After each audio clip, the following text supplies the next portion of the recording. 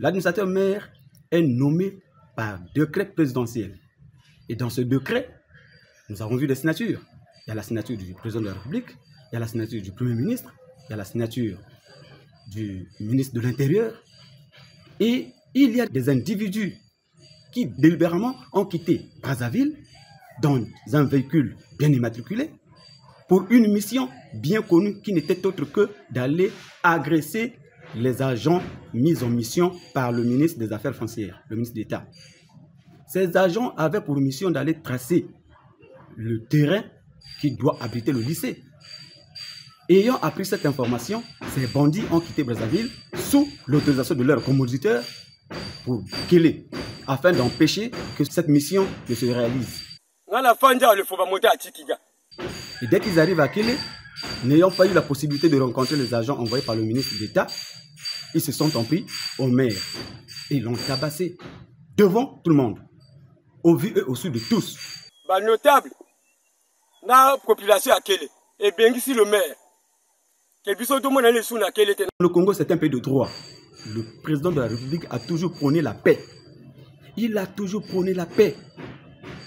Et ses ministres ne sont pas ceux qui sont contre la paix. Mais comment on peut expliquer que depuis cette date où le maire a été agressé, jusqu'à nos jours, ces agresseurs ne sont pas inquiétés? Ils sont tranquilles, que ce soit à Kélé ou à Brazzaville.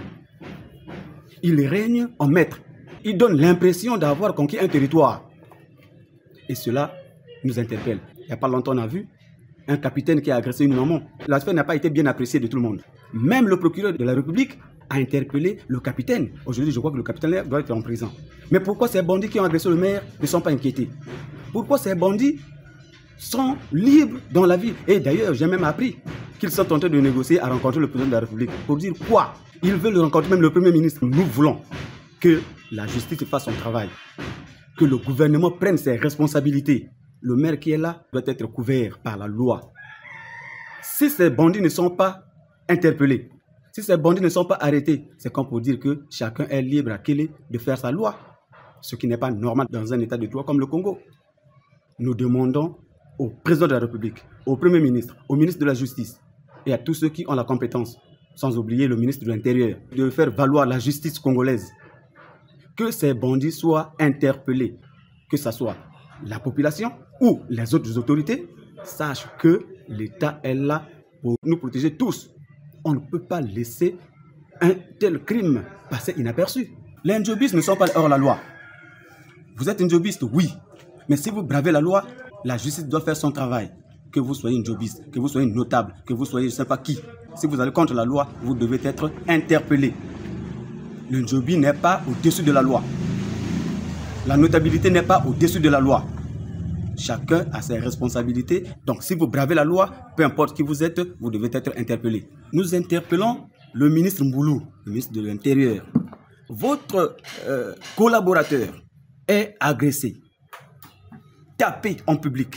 Jusqu'ici, on n'entend pas votre réaction, monsieur le ministre.